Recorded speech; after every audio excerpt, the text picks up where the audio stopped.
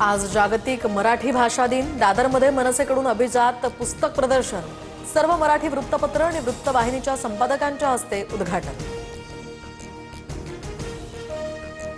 राष्ट्रवादी काँग्रेसमध्ये नवा अध्याय सुरू। सुनेत्रा पवार पक्षाच्या नव्या अध्यक्षा, त्या नव्या राष्ट्रीय अध्यक्ष आता असतील। वरळी डोममधील पक्षाच्या कार्यकारिणीच्या बैठकीमध्ये हा निर्णय। संघटना वाढीसाठी निष्ठेने काम करणार असल्याचं सुनेत्रा पवारांचं विधान। सुनेत्रा पवारांच्या अध्यक्षपदी निवडीवेळी पार्थ पवार गैरहजर। राष्ट्रवादीच्या कार्यकारिणीला पार्थ पवारांची अनुपस्थिती, तर राष्ट्रवादीकडून राज्यसभेसाठी पार्थ पवारांच्या नावाची घोषणा।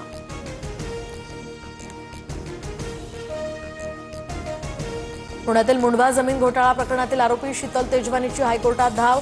तेजवानीची जामिनासाठी हायकोर्टात याचिका। राज्य सरकारला कोर्टाकडून नोटीस बजावत भूमिका स्पष्ट करण्याचे आदेश।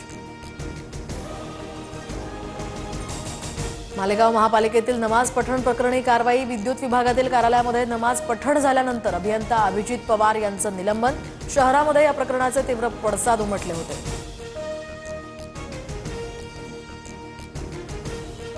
नागपुरात 12वीच्या रसायनशास्त्र, भौतिकशास्त्रसह गणिताचा पेपर फुटला। आरोपीच्या चौकशीतही धक्कादायक माहिती समोर।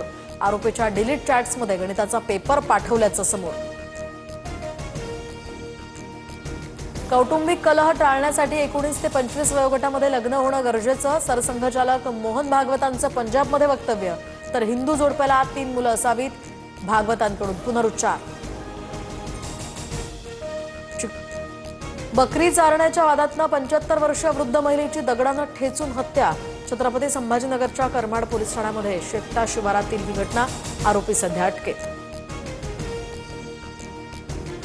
वर्षाखेरीस मुंबईतील रस्ते खड्डेमुक्त होणार। 12,000 कोटींचे रस्ते काँक्रिटीकरणाचं काम 73% पूर्ण। पालिका प्रशासनाचा दावा।